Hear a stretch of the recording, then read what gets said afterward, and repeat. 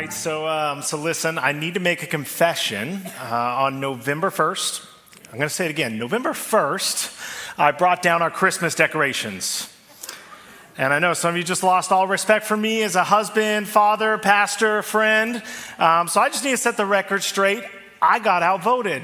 For the first 10 years of our marriage, I fought the good fight. I kind of held the line. I staved off Christmas decor until after Thanksgiving like a sane human adult. Quick vote. Who was able to hold out until Thanksgiving with the decorations? Where are my early decorators at? You're all animals, all animals. Okay, so this year, my wife and my children, they formed a voting block against me. Literally, my tiny toddlers were chanting at me like a preschool mob, and so I didn't stand a chance. So down came the boxes. The first one I opened up had the big, bold nativity label on it, and that was the chaos box. You know the chaos box. We all have one. It's the one that you open up and immediately you just kind of loathe your past self for the decisions they made last January. So I cracked it open, and it looked like someone had just panini pressed the entire Holy Family right in there. Shepherds are upside down. There's like Joseph's staff jammed into the wise man's ear. There's carnage everywhere. And we kind of start laying out the pieces, and immediately my kids went feral on me. My 1-year-old grabs baby Jesus and shoves him straight into his mouth. Like full send, holy infant, so tender and mild, straight into the mouth. In his excitement, he also dropped the camel. So now I have a single humped camel. Which, to be fair, I'm actually fine with because 2 humped camels come from Asia. Jesus is from the Middle East, so at least we're a little bit more biblically accurate now, you know what I mean? With my 1-humped Arabian camel. Meanwhile, my 4-year-old is going around naming all the characters with like perfect accuracy. And I'm proud up until the moment she decided to kind of add her own characters in the story. Apparently, Anna and Elsa were there that first Christmas. They're standing right next to the wise man singing Let It Go softly over Bethlehem that first Christmas. And I know we laugh, but honestly, that chaotic, messy, disorganized nativity, I think it's so much closer to the real Christmas story than the polished ones we put on our mantles. We romanticize the first Christmas, don't we? We clean it up, we sanitize it, we make it safe. We sing Silent Night, but there was nothing silent about labor in the barn next to the farm animals. We sing O Little Town of Bethlehem like it was this quaint, peaceful Hallmark village, but Bethlehem was overcrowded, it was chaotic, it was smelly, it was stressful.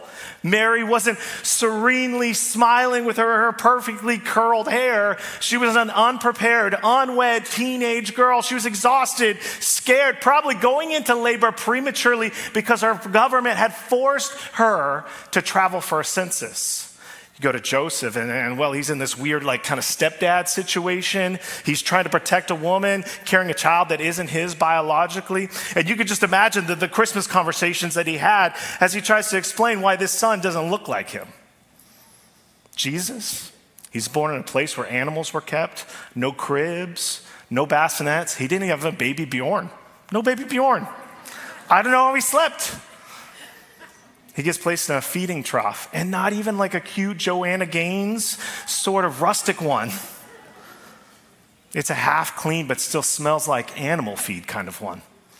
From there, the story gets even more scandalous. The first people to hear about the birth of the Savior, they're stinky shepherds. They're so looked down upon that they're not even allowed to testify in court. If they wanted to, they couldn't have even signed the birth certificate as a witness. The wise men, they're not kings. They're actually pagan astrologers who showed up 2 years late. They missed the whole thing. What I'm really trying to tell you is that your nativity scenes have been lying to you all these years. I know I just ruined someone's Christmas. I'm sorry. Here's the point I'm trying to make. The Christmas story is not clean, it's not pristine, it's not glowing with angelic light. It's the story of Jesus entering the chaos, the pain, the scandal, the poverty, the dysfunction, and the injustices of our world. You could say it like this: Christmas is Jesus coming from the least of these for the least of these. And that's why we're doing this series. We're going to take the next few weeks to desanitize the Christmas story just a little bit and talk about the reality of who Jesus came from and who he came for. And we're going to explore this through the eyes of Matthew. Matthew, as in Matthew, Mark, Luke, and John. Matthew was a close follower of Jesus. He's one of the original 12 disciples. He's an eyewitness to Jesus' life, but he is also an outsider of that group. He was a tax collector, and so he's kind of ostracized from the others. And I think we get this. Does anyone want an IRS agent hanging around them all the time? I don't. If you work for the IRS, I'm sorry. And yet, this very man, tax collector Matthew, gets the honor of writing the very first words of the New Testament about Jesus. Here's how Matthew chooses to begin his Christmas story. This is Matthew 1:1. Matthew writes, this is the genealogy of Jesus, the Messiah, the son of David, the son of Abraham. Abraham was the father of Isaac, Isaac the father of Jacob. And all God's people say, wow, that's kind of boring. And at face value, I have to admit, this is a weird way to open the story of Jesus. At least in Luke's gospel, you get like shepherds and angels. John goes cosmic with this poetic and philosophical treaty. In the beginning was the Word, but Matthew gives you a genealogy, and it's just a long list of names that none of us know how to pronounce. And so if you're like me, what you do is you just skim over it. But Matthew is doing something really intentional here. You see, during the first century, when biographies of great people were written, they would often start with a genealogy. It was their way of saying, hey, you should really take this person seriously. Now, I think we kind of understand this idea. If a king claimed authority, he has to prove he comes from royal blood. See, greatness comes from greatness in the economy of our world. So when Matthew begins his gospel with a genealogy, his original audience, they would have just nodded right along. They know exactly what he's doing. He is building the legal, the historical case that Jesus is the long-promised king. Jesus is the Messiah. Jesus is the anointed one who is supposed to rule over Israel and ultimately the world. And at first glance, Matthew's list reads exactly how you'd expect it to. Abraham, Isaac, Jacob, King David. These are big names, giant figures. These are the spiritual and national heroes of Israel. And Matthew, he's basically saying to him, see, Jesus is the real rightful king and heir. His story is rooted in the story of God's people. His bloodline runs straight through our history and faith. In other words, Matthew starts by showing you that Jesus comes from greatness, because that's what everyone expected a king's resume to look like. But then Matthew does something a little weird. He hits us with a speed bump when he adds the next line. Notice what he says here. Abraham was the father of Isaac, Isaac the father of Jacob, Jacob the father of who? Judah and his brothers. And what happens here, if you know the family story, that line should make you pause just a little bit, because we just hit the family drama. If you remember all the way back in Genesis, Jacob has 12 sons. He's the head of the 12 tribes of Israel, but his favorite son was Joseph, the golden child with the fancy coat of many colors. You might have even seen him on Broadway. The other brothers got so jealous of Joseph that they threw him into a pit and left him for dead. But this is the moment when Judah speaks up. He's one of the brothers. And you think he's going to be the hero when he says these words. He says to his brothers, what are we going to gain if we kill Joseph and cover up his blood? And as you read that, you think, oh my goodness, this guy is going to save Joseph. Way to go, Judah. But then he finishes the sentence. He says, so instead, let's just sell him to the Ishmaelites.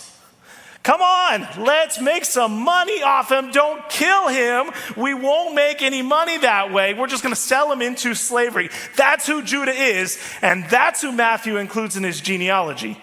Not Joseph, the brother who literally saves Israel. Not Benjamin, the youngest innocent one. Or honestly, any other brother would do. No, Jesus comes from who? Judah. But look, I think we could give him a pass because we all have one of those relatives in our family, right? Like the one that we all hope doesn't show up for Christmas, the one we don't talk about. If you don't have that relative, you might be that relative. And now I really ruined Christmas for some of you guys. That's who Judah is. He's that guy.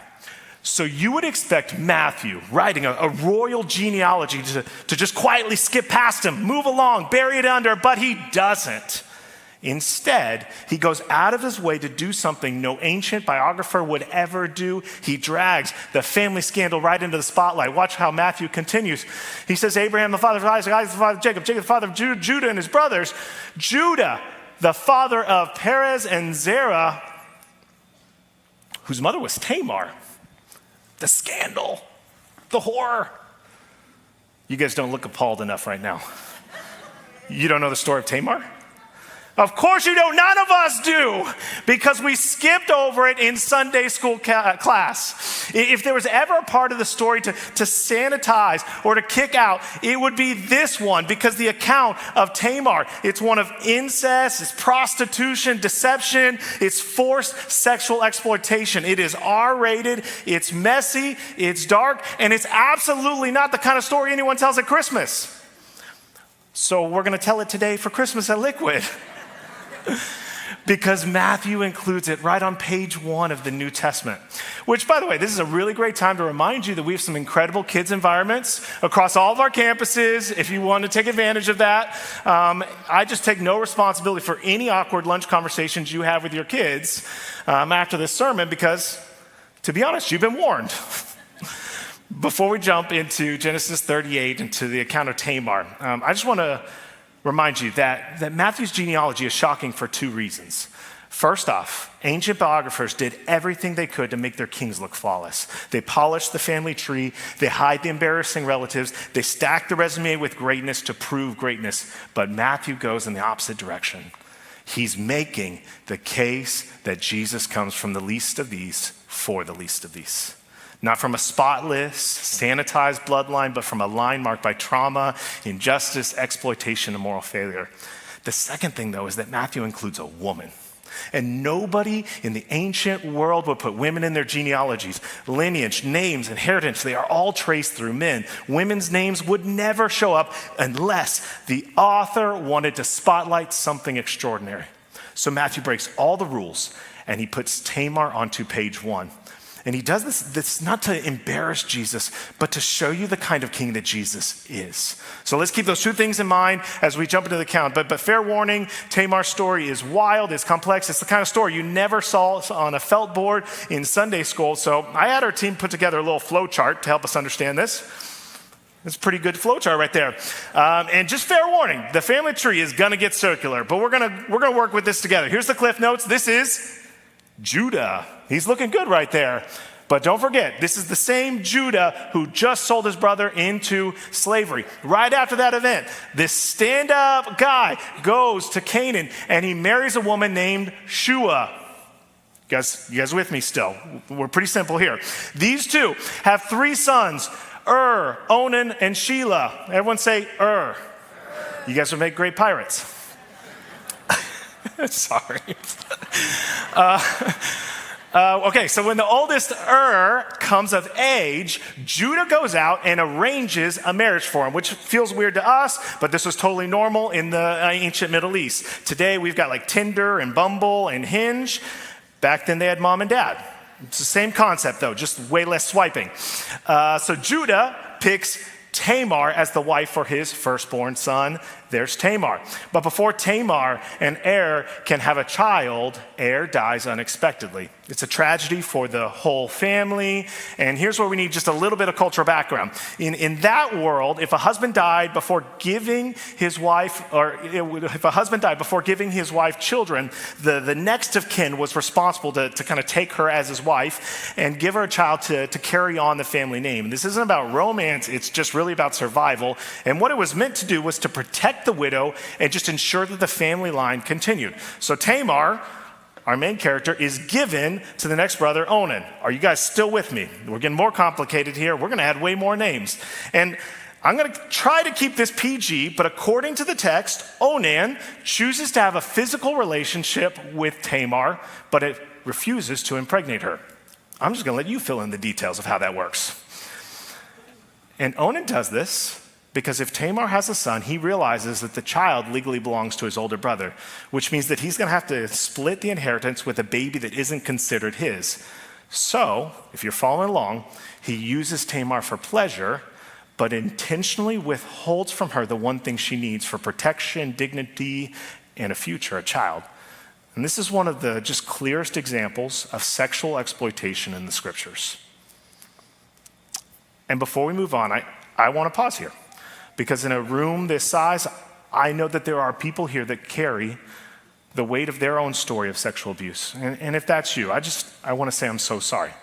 What happened to you was evil. It never should have happened. And with everything in us, we can name it for what it is, true evil.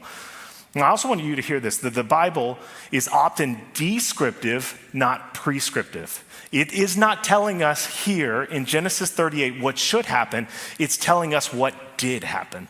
And the ancestors of Jesus, they're real people who are walking through real pain, real injustice, real trauma. But notice that God doesn't try to hide it. He doesn't sanitize it. Instead, what he does is he meets people right in the middle of it. Tamar experienced sexual abuse at the hands of the very man who was supposed to protect her. And the scriptures, they're not condoning this. In fact, Genesis calls out Onan for his actions. He says they're wicked, so wicked that Onan dies. And now Tamar is a widow again, still childless, still vulnerable. So Judah, being the stand-up guy that he is, he sends Tamar back to her father's house and says, hey, when my youngest, Shelah, comes of age, you can marry him. But we quickly find out that Judah has no intention of ever giving his son to her. So Tamar is left totally alone. Her innocence has been completely taken. She cannot remarry because of that. She has no child. Her worth in that culture has been completely stripped away by Judah and his sons. She is used and abused. She is forgotten and cast aside. That's the story of Tamar. Merry Christmas, Liquid. It just puts you in the Christmas spirit, doesn't it? So why in the world would Matthew go so far out of his way to say that this woman, Tamar, is in the family line of Jesus? Do you want to know the answer? It's because Jesus came from the least of these for the least of these. Can I say it more clearly? Jesus came from people like Tamar to show that he is for people like Tamar. I just want to pause and sit in that for a second, because I know that there are people here today watching online at our campuses that are walking and feeling the same as Tamar, feeling lonely, forgotten, overlooked, maybe even discarded. For many of us, Christmas isn't always a celebration. It's actually a reminder of the parts of our story that are broken. The addiction, the unemployment, the singleness, the divorce, the loneliness, the anxiety, the infertility, the estrangement, the grief, the shame, the secrets. Maybe you walked in here to church today carrying a weight that you've been hiding for months or years. Maybe someone who should have protected you was actually the one that wounded you. Maybe December just feels like pressure to smile, to pretend, to keep it all together. Maybe the holidays amplify everything that you wish wasn't true about your story. And if that's you, I want you to hear me clearly. Jesus came from a broken story so that people with broken stories would know that they still belong.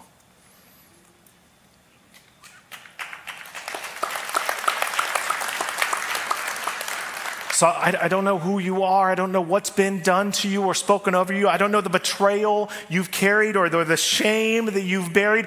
I don't know the names that you've called yourselves or the names that have been called onto you. But I do know this. You are not forgotten. You are not invisible. You are not too far gone. You are not too messed up, too damaged, or too late. I know this, that Jesus is not finished with you. Your story is not over. You may still feel like the least of these, but I have news for you. Jesus left heaven for the least of these. He left heaven with you in mind. And I know this is true because Tamar's story wasn't over either. Not even close, because you're not going to believe what happens next. Years go on. Tamar is still stuck in her father's home. She's wearing widow's clothes. She's waiting on a promise that Judah never planned to keep. She's forgotten, powerless, voiceless, but she is not defeated. One day she hears that Judah is headed to a nearby town to shear his sheep. And listen, in the ancient world, sheep shearing season was a euphemism for a bachelor party in Atlantic City. So lots of drinking, lots of partying, and even more bad decisions. So Tamar forms a plan. I'm not saying it's a good plan. I'm not saying it's a moral plan. I'm not saying she should have had this plan. I'm just saying she has a plan, and it's the plan of someone who is desperate.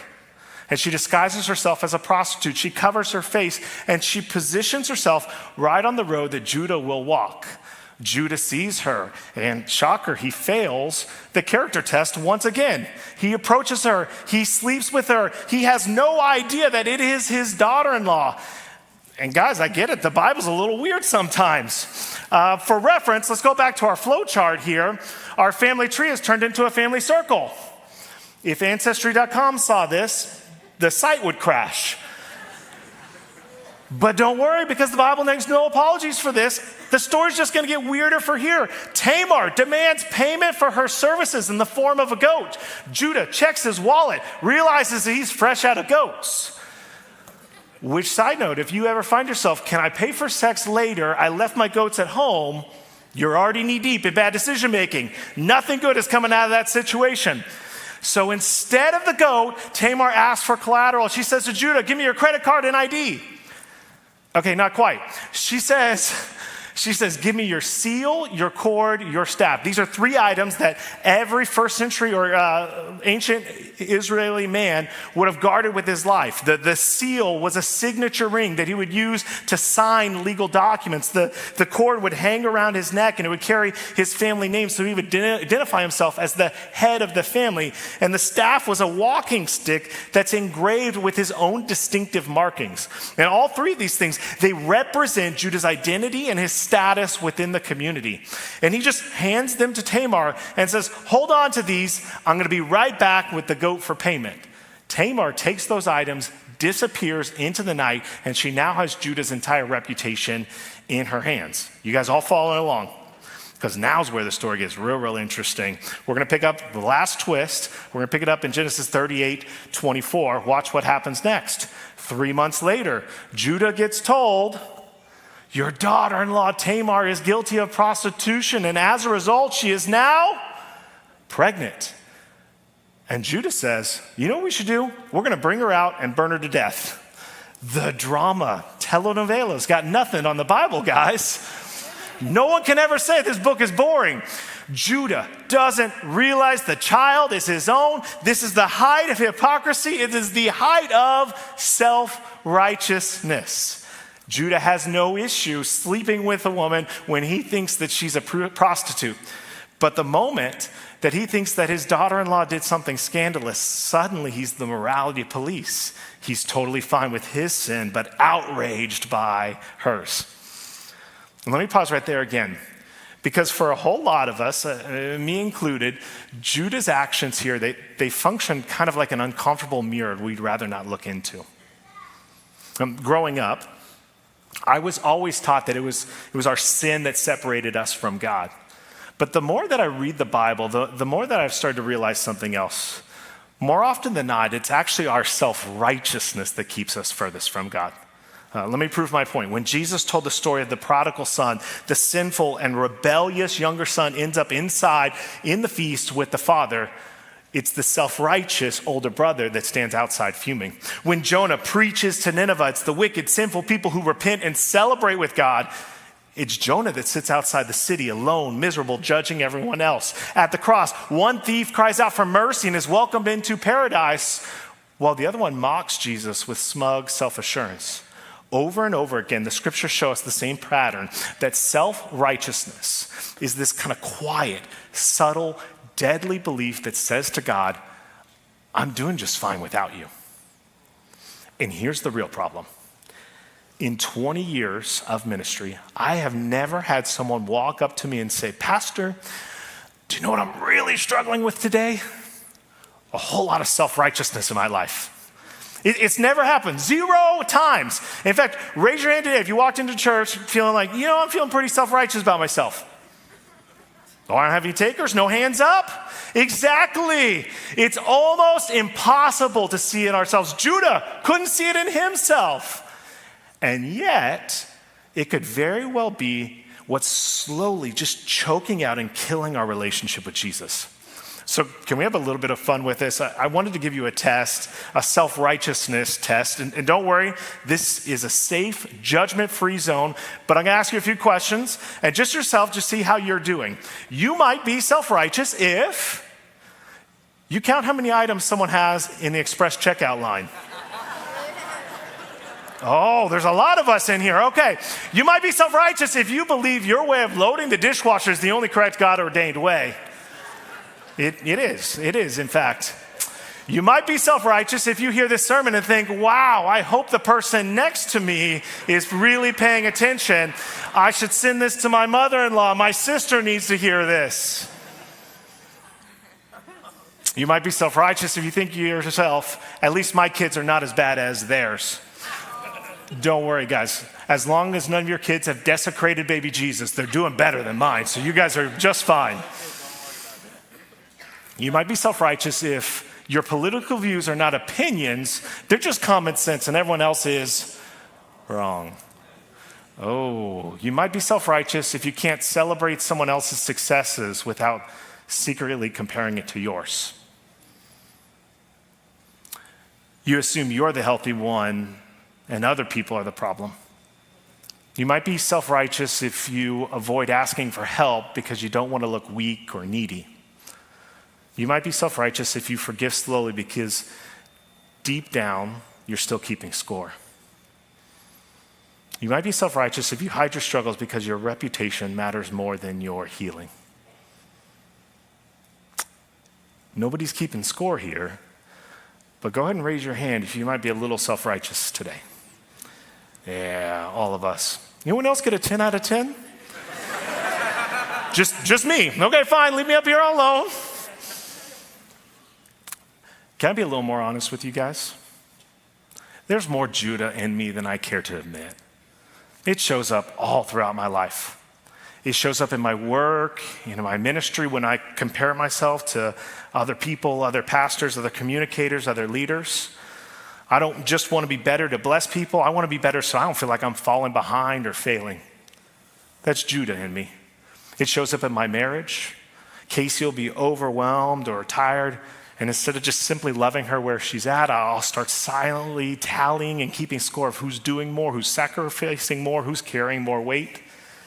That's Judah in me. It shows up in my parenting when my kids act out, melt down in public, form a coup against me and voting block.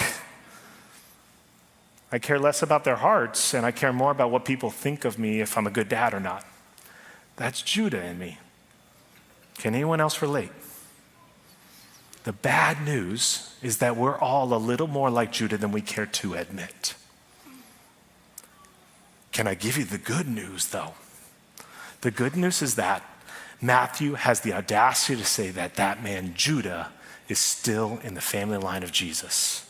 And he goes out of his way to do so. Matthew wants us to know that Jesus came from the self-righteous because he came for the self-righteous. He came for all of us. We are all the least of these. Give God a praise that he came for you this Christmas. We can all so easily forget that Jesus came for us. He came for me. We can forget that we are actually the least of these. And I think that's why Christmas time is so important. It's not just about nostalgia. It's not just about lights and music. Christmas, what it does is it invites us to slow down just long enough to remember that we actually need God in our life. Every single one of us. And that's the real cure to self-righteousness. It's why as a church, we put something together that's really special for you this year. Every day leading up to Christmas, our team has created a short Advent devotional. It's right on the Liquid Church app. It's simple. It's just a couple minutes long. And our staff is literally inviting you into our homes, into our living rooms, into our Christmas traditions and kitchens. And together what we're doing is just looking forward to Jesus with anticipation. And here's what I love about Advent, about this time of year.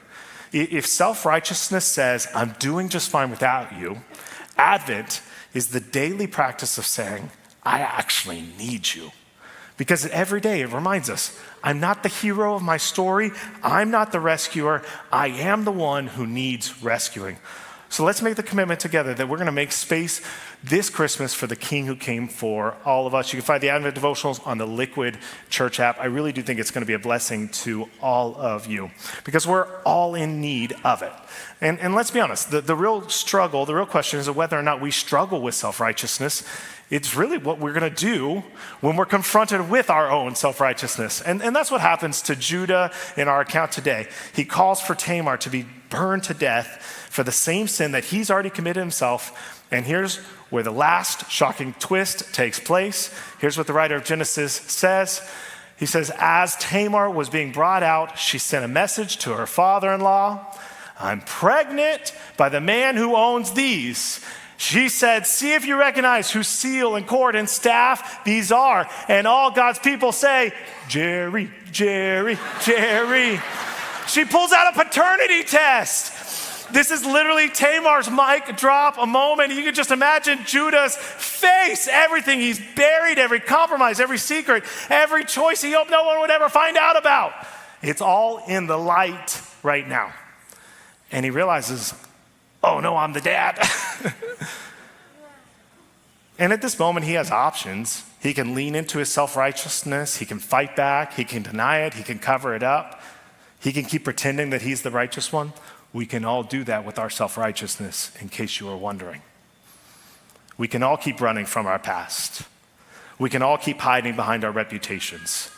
But instead, something breaks in Judah. And he says this phrase, and I think this is so powerful. He points to Tamar and he says, she is more righteous than I. And this is huge because for the first time in his whole life, Judah finally sees himself clearly. He drops his mask, he drops his excuses. The self-righteousness shatters, and he says, she is more righteous than I. Not that she's innocent, not that she's perfect, just I am the bigger problem here.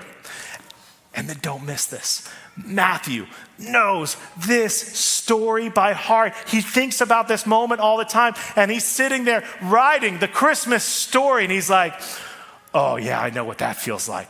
I know what it feels like to be Judah. I was the self-righteous one. I was the hypocrite. I was the tax collector sinner that no one wanted at their table. And so, of course, Matthew puts Judah's story into Jesus' genealogy because Matthew wants you to see something so stunningly beautiful. If God can redeem Judah, he can redeem you and me. We're a piece of cake. If God can take a man drowning in hypocrisy and turn him into an ancestor of the Messiah, your story's not too far gone. And if you just continue in this account, Tamar eventually gives birth to twin sons. It's Zerah and Perez. And it's through that family line that Jesus is eventually born. Tamar secures her future. She secures her place in the family of God. Judah, meanwhile, is transformed. The very next time we see him, he is offering to lay down his own life to protect his younger brother, Benjamin. The same man who once sold his brother for silver becomes a man who is now willing to sell himself into slavery for his own family. And for most of us, when we hear the story of Judah, we don't think about this whole mess of a circular timeline with Tamar. We think about Jesus, the Lion of the tribe of Judah, because God rewrote his story. And that's why Matthew includes Tamar. That's why he includes Judah. That's why he refuses to sanitize the story. It's because Matthew wants you to see the kind of king that Jesus is, the kind of king who steps into the stories that most of us try to hide, the king who meets both the oppressed and the oppressor, the broken and the self-righteous. He meets the Tamars of the world and the Judahs of the world. Matthew wants you to see that there is one more righteous than I, and his name is Jesus. And this Jesus, he came for shepherds and for kings. He came for unwed teenagers, for mothers and stepdads struggling to figure it out. Jesus came for the forgotten widow and the overlooked foreigner. Jesus came for prostitutes and for the self-righteous who pretend they don't need him. Jesus came for people who place historically inaccurate two-humped camels in their nativities. Thank God he does. Jesus came for the broken and for the whole. He came for the single mom holding everything together and for the married couple hanging on by a thread. Jesus came for the parent who feels like they're failing and for the teenager who feels unseen. Jesus came for people who bring more than 10 items into the express checkout line. God bless them. Jesus came for the exhausted and for the anxious. Jesus came for the lonely, the angry, the ashamed, the cynical, the addicted, the betrayed, and the betrayer. Jesus came for the ones who haven't been to church in years and for the ones who never miss a Sunday but secretly still feel empty inside. Jesus came for the overachiever who's tired of performing, for the underachiever who thinks they'll never measure up. Jesus came for people who load dishwashers incorrectly. Even them. Jesus came for the skeptic in the back row and the overconfident Christian in the front row. Jesus came for the person who barely made it through the doors today. Jesus came for the person who didn't come at all and is watching online. Jesus came for you and your story, your wounds, your family, your chaos, your secrets, your past, your future, your life. Jesus came for you. He came for the least of these. From the least of these.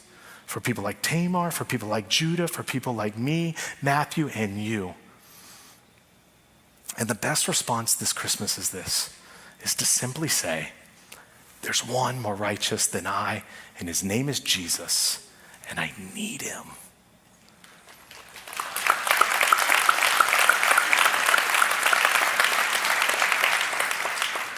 The nativity on your mantle is not just a decoration, it is a declaration that the King has come for all of us.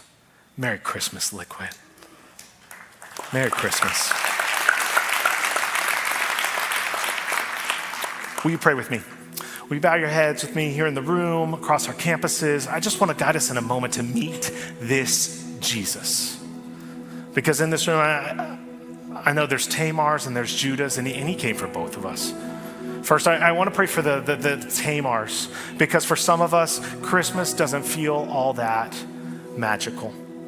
It feels heavy. Maybe your story feels cracked in places. Maybe it's the divorce you didn't want, the diagnosis that changed everything, the infertility that breaks your heart every month, the addiction that you keep circling back to, the loneliness that seems to hit harder in December, the relationship you lost, the pain or the secret that still sits in your chest. And if that's you, I just want to invite you to quietly open your hands, just palms up. No one's looking around. This isn't a performance. It's just an inviting posture that says, Jesus, I'm tired of carrying this by myself. So just throw your palms up open-handed if that's you.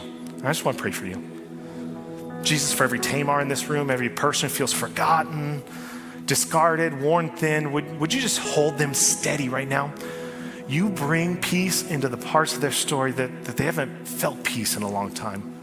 For the trauma, the betrayal, the grief, the shame, the chapters they wish they could erase, we ask that you would meet them in that exact place with your gentleness and kindness. And now, Jesus, just speak truth over them. Remind them they are seen. Remind them they are valued, that they're not too far gone, that their story is not finished. Remind them that what happened to them does not get to name them. You get to name them. That what was taken from them does not make them less, because you have made them more. Jesus, you came from a broken story so that they would know that their broken story is not beyond hope. Now I want to pray for the Judahs in the room. For those of us that struggle with comparison, with defensiveness, with worrying about how people see us, with keeping score, with holding resentment, with pretending that we've got it all together, avoiding asking for help. And if any of that sounds familiar in your life, I'm going to ask you to do something bold. I just want you to slip your hand in the air. No one's looking. This isn't about guilt or shame. It's about honesty. If you struggle with self-righteousness, just raise your hand right now in the room, at all of our campuses. This is really just about opening the door to Jesus instead of pretending everything's fine. Jesus, with every person that's a Judah with their hand raised, we pray that you would surround them with kindness right now. You never humiliate us when we come to the light. You help us to see the places that we've ignored. Help us to see the places where pride has made us distant, the places where we've been hard on others and easy on ourselves. Jesus, break what needs to be broken, not to hurt us, but to free us. Lead us into that Judah moment where we can say, she is more righteous than I, not as self-loathing, but as clarity, not as defeat, but as an awakening in us, not as punishment, but as the first step towards becoming whole again. Jesus, make us honest, make us soft where we've grown hard, make us courageous enough to face what's true, and remind us, every Tamar and every Judah in the room, that you came for all of us. You came for the least of these. And all of God's people say, amen, amen, amen, amen.